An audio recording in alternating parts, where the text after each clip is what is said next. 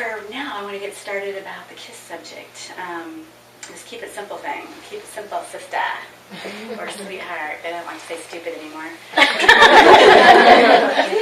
That subject is near and dear to my heart. I wrote a book a few years ago called Craving Success about the 20 businesses I've attempted over the years. And as I was writing it about all my mistakes and aha moments, I kept saying, I should call this book KISS. Because every time I've been successful, 2 times, it's because it's been simple. And this pattern of, I don't know if you guys feel this way, but me, as this woman, I like to do a lot of things. I like to have a lot of balls in the air, and just like, or what, plates in the air, moving around. The mistakes I was making over and over and over, it was because I was complicating things way too much. So I started thinking, oh, keep it simple. Simplicity really works. So I've been preaching this subject forever now, and I've done so many things that have like I sell strawberry shortcake at all the fairs. I grew up in a strawberry farm and been in the food business for 25 years. And people stand in line and hand me cash. I just love that business. But I didn't stop there. I decided I better sell s'mores and cobbler, and what else did I do? Pie baked in a bag. And just kind of create, I thought people are standing in line and hand me cash for shortcake. Why don't I just start all these other things and just go into competition with my own self? So they'll either buy pie or shortcake, and then I keep saying to myself, no. People come here for the shortcake. Why don't you just keep it simple and not complicate your life so much? And so just sell shortcake. And then the same thing goes to, we only have 4 things on the menu.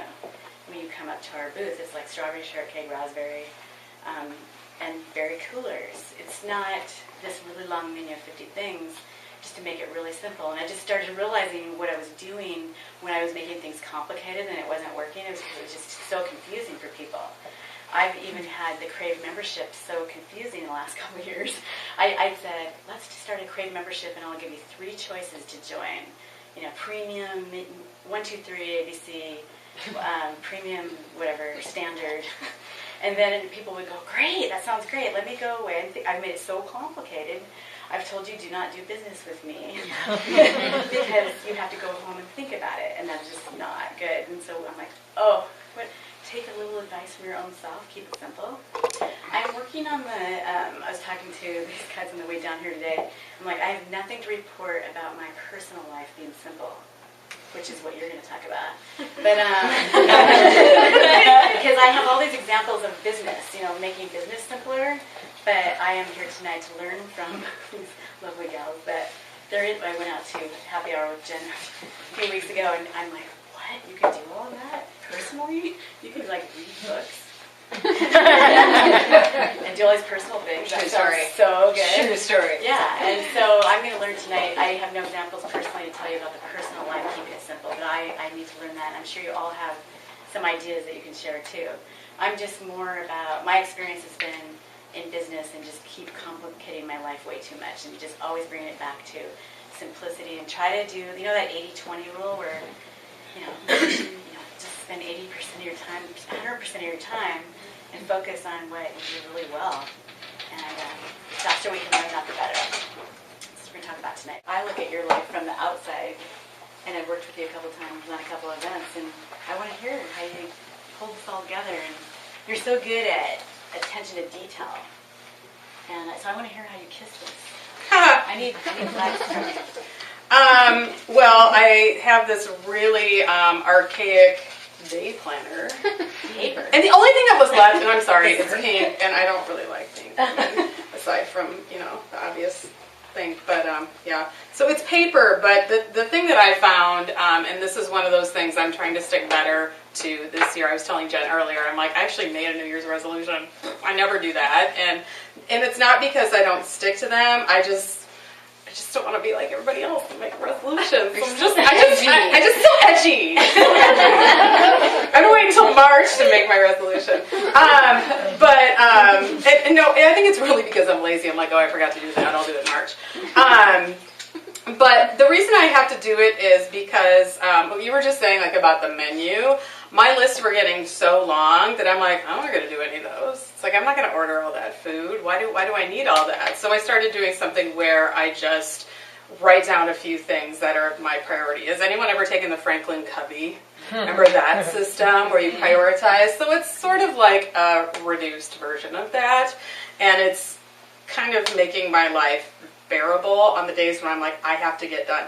Rather than having at the top of my 70 item list, taxes. Do your taxes. Right. Your receipts. All that. So, yeah, that's what happened. So what I decided to do when I made this resolution, and this is actually after the beginning of the new year, because I got the flu and was sick for like 3 weeks. It was awful. But it gave me a lot of time to think and strategize what I wanted to do, just with my life, not just my business, but my life in general. And what I needed to get back to was a schedule and a routine. I think part of like being over 40, which is so awesome, is metabolism and weight gain and all this stuff. And I'm realizing that. So in the last year, I've gained like 15 or 20 pounds. I stopped kind of counting and caring, obviously. So I'm like, I got to get back on track. So that will help me when I focus and have a routine again.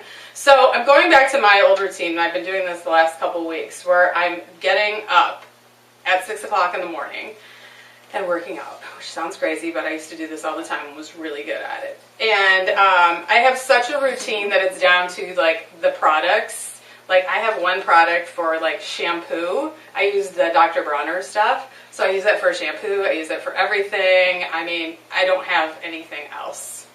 I use a conditioner for shaving product. For those who care to know. When I exfoliate, I use sugar. I use actual sugar. But I found that these things, I don't have a lot of clutter, and I'm not thinking about all this. My boyfriend actually has more products than I do. It's kind of embarrassing.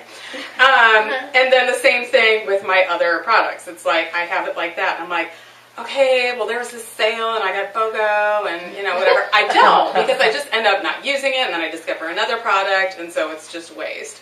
So when it comes to those little things, the less I have to deal with stuff like that, and it's just there, I'm constantly knocking it over. Like, crap like that can just start my day in a tailspin. So that's why I have to get back to a schedule. And then once I've, you know, done my workout and shower, and then I'm ready to get into my work routine, which is kind of unusual because working from home I've only been doing for the last couple of years. And it's been great in a lot of respects, but it's also been just weird because you have to get in such good habits with the way you work and the way you spend your free time, and finding a really good mix in between those two. Especially in the industry I work in, where it's like, I could be working 7 days in a row because I'm doing event setup, tear down, but then my other clients expect me to do this on Monday, and So I started creating structure on having days off. So for a while I was doing days off on Sunday, Monday.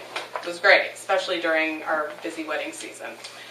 But getting back to starting your day and all that, and coming into the office. So starting to get into the office by 10, which seems like a long ways from now. But I'll tell you what I do. First thing is, like, I don't do any work or emails with clients until 9 a.m. It's just a rule that I have, period. Which means I can screw around on Facebook.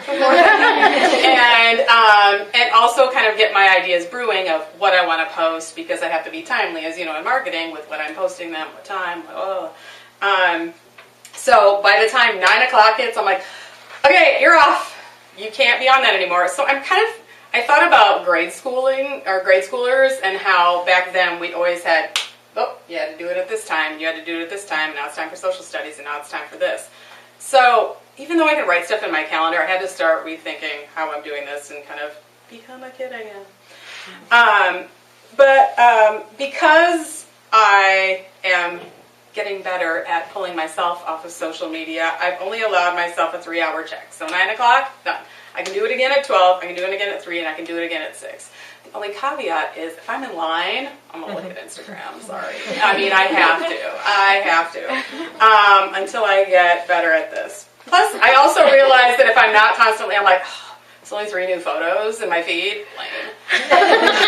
You know, it's so frustrating. But I find that if I check every 3 hours, is so much better, because that way I'll be like, oh my God, there's all this great content. It's exciting. I have little reminders, and I need to change these. Where I know every Monday I have my receipts reminder at 11 a.m. Guess what I don't like to do at Monday at 11 a.m.? My receipts. I've only been like here in the office maybe, unless I'm at an appointment, for an hour, and I'm like, I think my receipts are at home. Like, I don't even know where they are. So things like that I'm still fine-tuning, but if I have some sort of once a week check-in or something like that, I do really good with that. And then, backing up, sorry. Where I live, like I said, with my boyfriend, I live in 625 square feet. It's a very tiny house, very tiny. And we have a dog and 2 cats. And we have 1 bathroom, as you can imagine, and 1 tiny closet.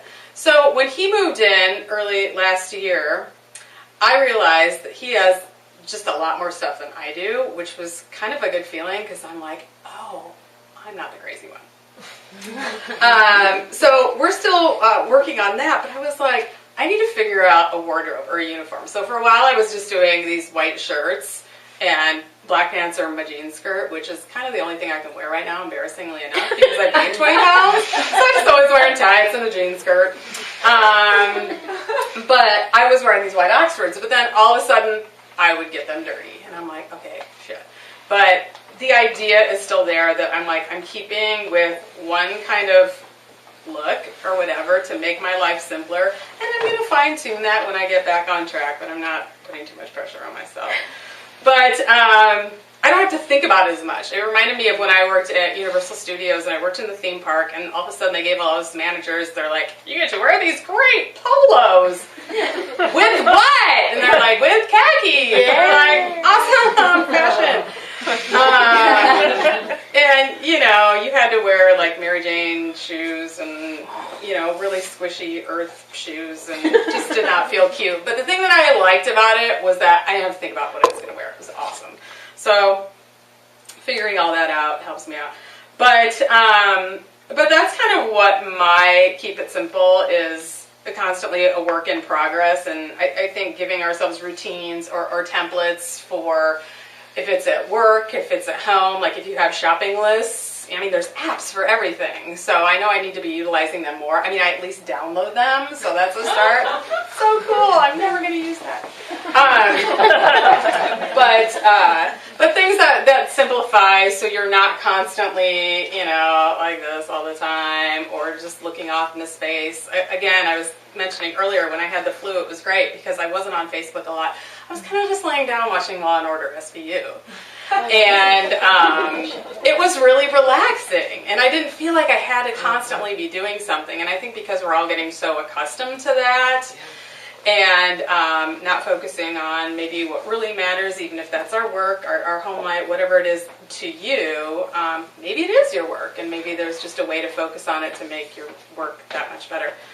But yeah, keeping it simple is not that hard. I think it just takes practice and practice and practice, and you're gonna make mistakes, and you just have to get back on track. So that's what I have to say about that. I really like that uniform idea.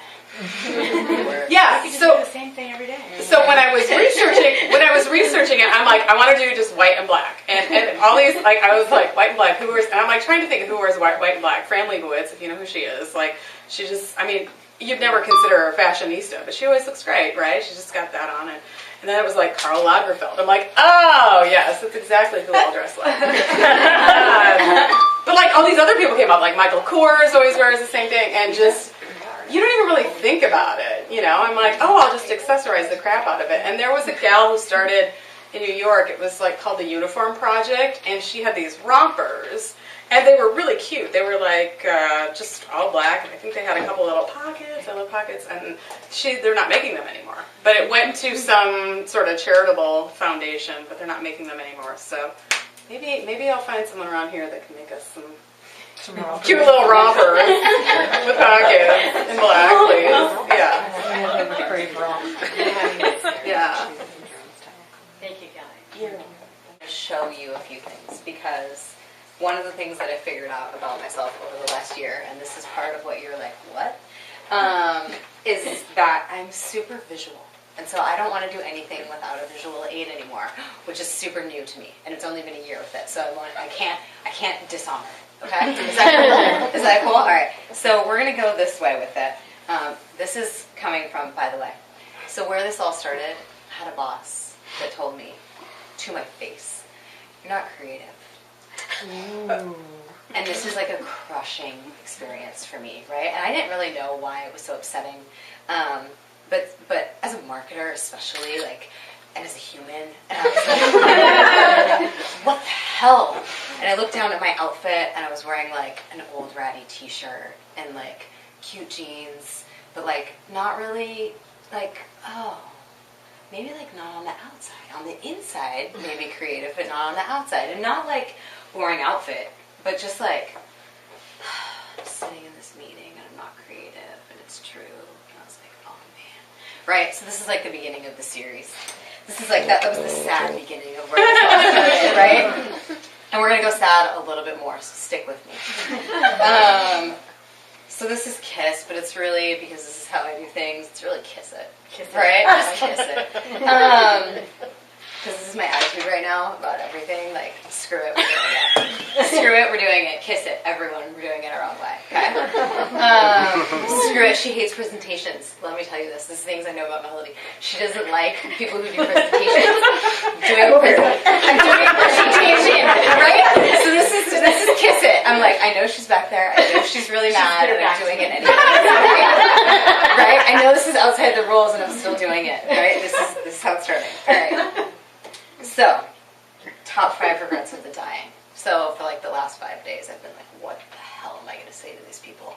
What am I going to say? Like, she said, you're keeping it simple, and I'm like, she doesn't even know. I'm crazy up here, right? Like, the crazy people. I'm like, what am I going to say? And so I just like, here's a weird thing that I did. I sat with it. I sat with the fact that I was like, I don't know exactly what I'm going to say. And I'm going to wait, and I'm just going to sit with it until I have an answer, which is like the worst thing ever. I'm just going to sit with something and not do anything. And also, part of the new how do you keep it simple? You sit with stuff. Bullshit. I hate it. All right. But last night, after the Super Bowl, after running in the streets, I found my inspiration. And it was something I've seen a whole bunch of times. So this thing keeps showing back up in my life. And it's mostly the article that was in The Guardian about this book. But there's this book about the top 5 regrets of the dying. And it's a woman who was a nurse and who felt like her life had no meaning. And she became this nurse of these patients who are all passing away, right? And it changed her life, and she's written this story. And so this article in The Guardian shows up every once in a while, and it gets passed around the internet, and everyone's like, pay attention to this. And for 5 minutes, I read this thing about top 5 things that people who are passing away have to say. These are the wisest people, and no one is listening to them, and it made me so angry with myself. And then I thought, oh, I could tell 15 more people about this, and how good would that make me feel that we talked about it for 5 more minutes. That these people who are so wise and have all these wonderful things to say, and now I'm going to cry. And we listen, and we talk about it. And so these are my 5 things, and I had my inspiration. And so I sat, and I listened, and I got my answer. And so this is the stupid thing that I hate still working, right? Okay. This is not me. This is not how I do things, except it is, and it works. So, the biggest 5 things, and you can read them here, and you can read this book, and you can read the article as well, but I'll read them to you. I wish I had the courage to be myself. I wish I hadn't worked so hard. Not that I would ever say that to you guys. I wish I hadn't worked so hard. I wish I had the courage to express my feelings. I wish I had stayed in touch with my friends, and I wish I had let myself be happier. These are the 5 things. These are the 5 regrets that they had. And so that's the really sad part of it, and we can think about all of those things and take them with us, but they're also like 5 things that you should do, and I love that. And I love taking something like this, and it's got a little bit of sad, and you put the light on it, right? And so let's put some light on it. Is that cool? Okay. Note, most of these images are Pinterest, and this is also full disclosure, things that you should know about me, right? You want to get to know people, This is actually from my Pinterest board. So this is real me. This is me showing up in the things that I do. I'm totally a Pinterest addict, and also these are the things that totally inspire me. So you guys are being led in. So get to know you, and then be that. Know that you're an art, and that it's enough. Courage, right? Saying what you're really thinking, saying what you're really doing, showing up to a happy hour with someone who I really look up to in business, and being like, I deprioritized my business. And I prioritized my life. Was a really interesting thing to say to someone out loud. She's like, what have you been up to? And I was like, well, I took a jewelry making class, and I went to the library, and I was with my sister and her 4 kids when she had her 4th baby, and I spent New Year's Eve alone. And I like said real stuff, and like she was like, what? What are you talking about? And I was like, so then I'm going to take a dance class and then this and that and whatever. And she's like, well, what's going on at work? And I was like, oh yeah, I might do this thing, or I might do this thing, but here, you should read this book, and then I'm going to take this breathing class, and you should come with me. And we ended the whole thing, and she was like, let's go snowshoeing. We still have to do it March 2nd, yes. And this was different, right? This is like the courage to do something really different and have a different conversation. So this was the first one, and this is the part about these people having the courage to do what you want to do, not the expectation of somebody who I consider a mentor sitting across the table from me and me being like, okay, well, here goes. So that's phase 1. Phase 1 for me was that work less and love more.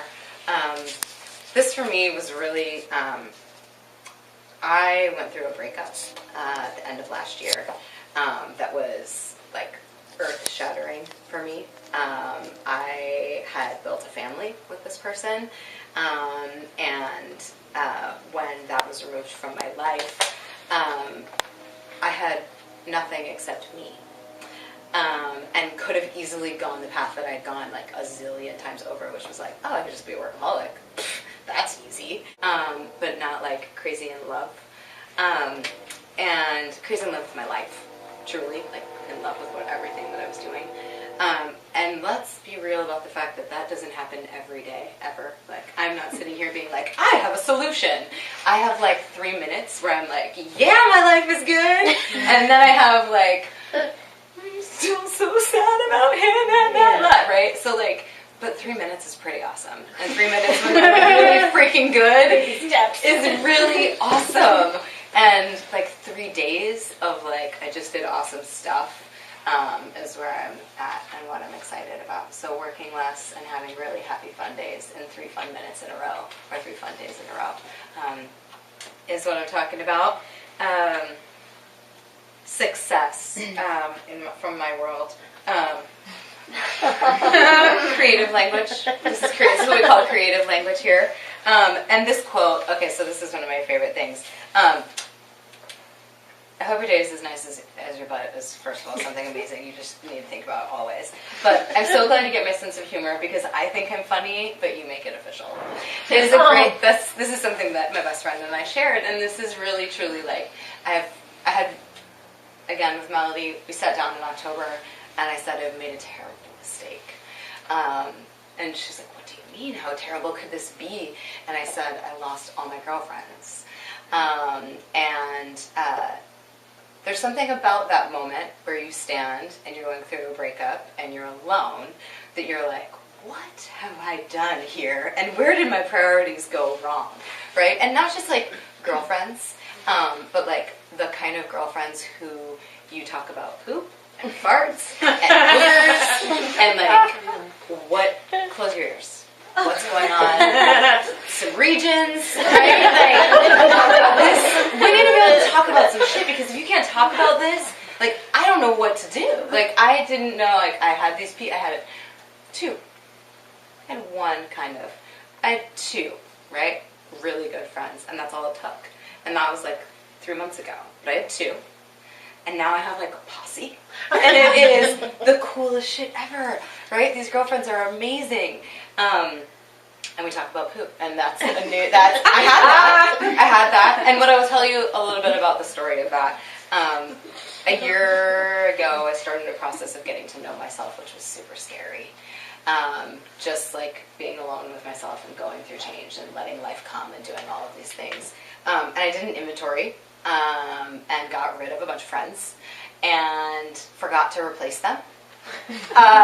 Truly replace them with a boyfriend and kids and a business and all this other stuff, and I didn't. And you talk about this all the time, but I didn't replace them, and so learn from my mistake. Don't do this. Prioritize friends. And Mark and I talked about this before we started, that like it happens, right?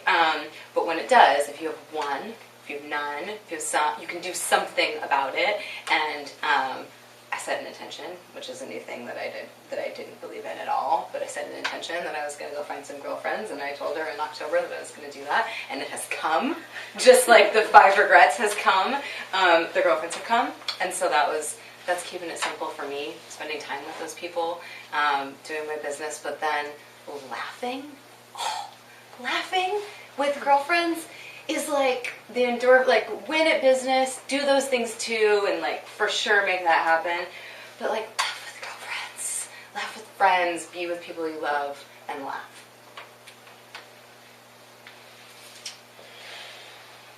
Shout from the rooftops. Share your story. Things I don't believe in. 9 months ago, I set an intention that I was going to sit in front of a room of people and tell my story. This is the part where I can't breathe and I feel like I'm going to throw up.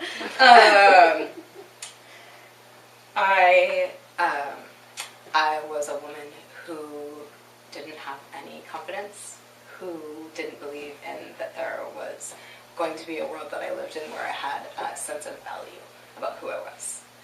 And I can say now that that's not true anymore. And I can tell people out loud that I didn't believe in me at all. I looked to other people for that. And I found me. And I really like being in here and being on this side where I get to like talk to you guys and say things that are real. And so that's what I'm dealing with right now. And shouting from the rooftops, sharing my story with people who deserve to hear it. And so that's what happens when you sit on the other side and keep it simple. What that looks like for me, I journal in the morning. I meditate as much as I can. Meditation a lot of times looks like, could this be any slower or more boring? If I could just think about nothing, I would actually be doing this right. If I close my eyes, I'm meditating. If I have coffee in my hand, it's fine. Whatever version of this works for you. You're sitting on the mat, that's good enough. I'm holding a rock in my hand. Now I'm connected to the earth. Like, anything works, right? And like one thing, doing one thing. I did my yoga practice this morning. Most of the time I spent my time thinking about, holy crap, I still don't know what I'm going to say, but I was sitting on the mat, I was doing the practice, so I did the practice, and then I got to tell people how to do the practice, and it doesn't matter what you do, just do something, because it's for you, and that matters. And it's simple for me is really understanding the case of the fuck yeahs. And it's a thing that happens when you get a feeling and you're like, fuck yeah! About your life or whatever you're doing, and you really want to tell other people about it. And so right now, my keeping it simple is that. And it happens from a feeling, and without getting really quiet in the morning and dealing with all that business up in the head. And that yoga and that meditation, I would never know what that feeling is like because I'm so busy up here. My favorite fuck yeah of the moment, I quit Facebook. I quit Instagram and I quit Facebook, and it is the thing that like, yes! But I'm not so Pinterest. glad. Not Pinterest. It's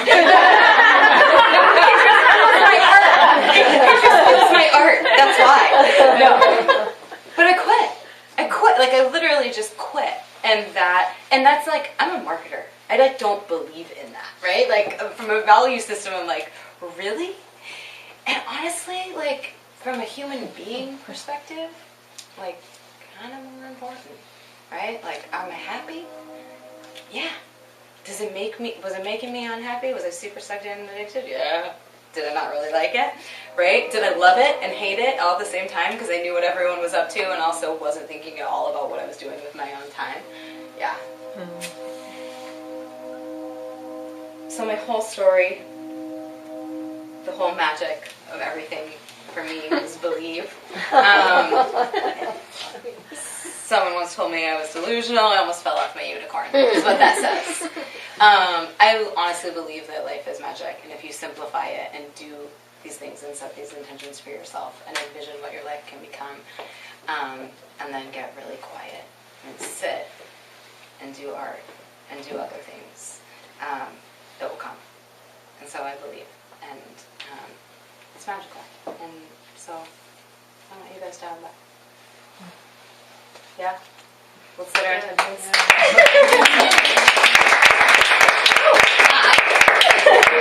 I'm happy that you sat with it. Wow. Right? When do you read a book? When do I read a book? Yeah, is it because you quit Facebook that you have time to read a book? Totally. Brilliant. Also, I forced myself to go to the library. I set a date. So I have like a couple tactical things, true stories. I've done a lot of values work, like even basic stuff like the Strengths Finder, my own personal brand stuff to really figure out like, what the hell do I even believe in, right? Like, and that was really hard work. But working with people working on brand all the time, you figure out like, what's the meat? What's the heart? Get in there and like, what are you really all about? And I think I did the same work for myself. Like I did my own brand values exercise on myself, which took a lot of time and a lot of feedback from other people, which was hard. But those are your customers, right? So getting really clear on that.